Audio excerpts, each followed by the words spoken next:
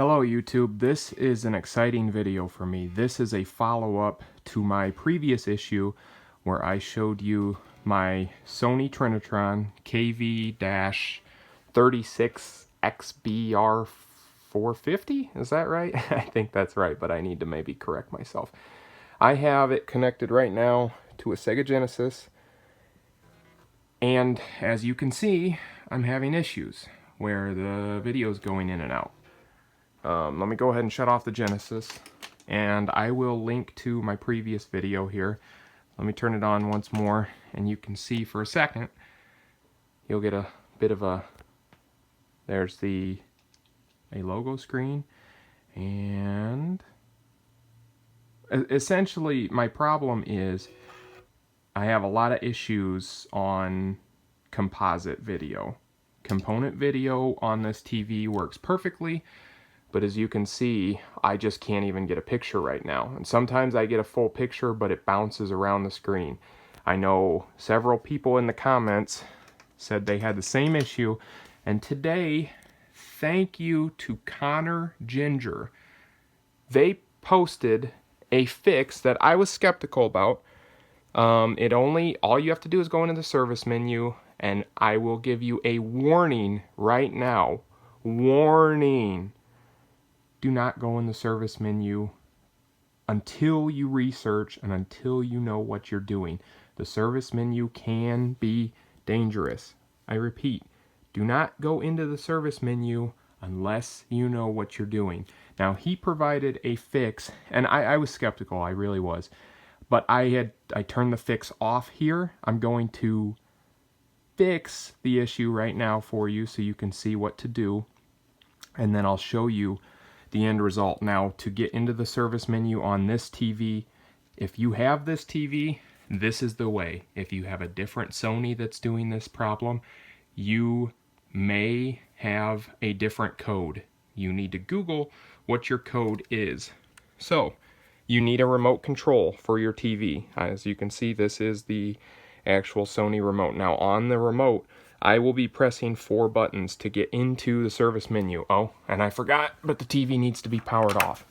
So power off your TV.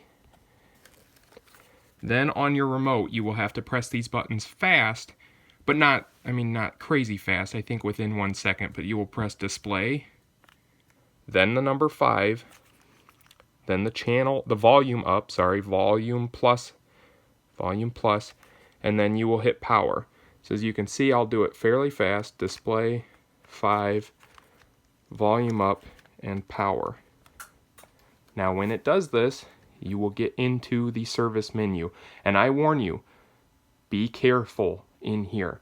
So you can see you'll get some more information. Let me try and set back just a little bit. You'll get a lot of information. You probably won't know what's going on.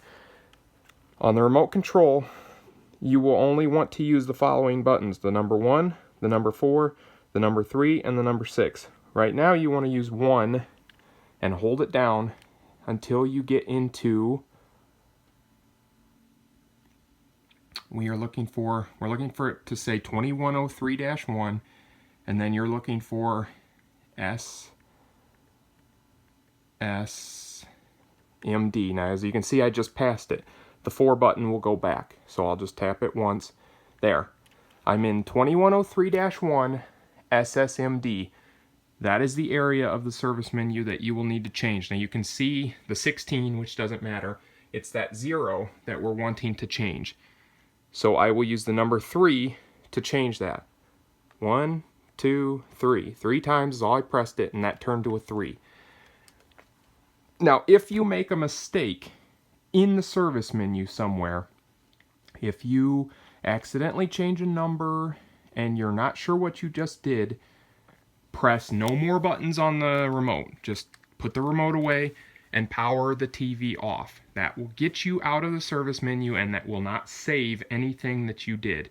If you did something wrong or you think you did something wrong, put the remote down and shut the TV off. Then get back into the service menu and start over.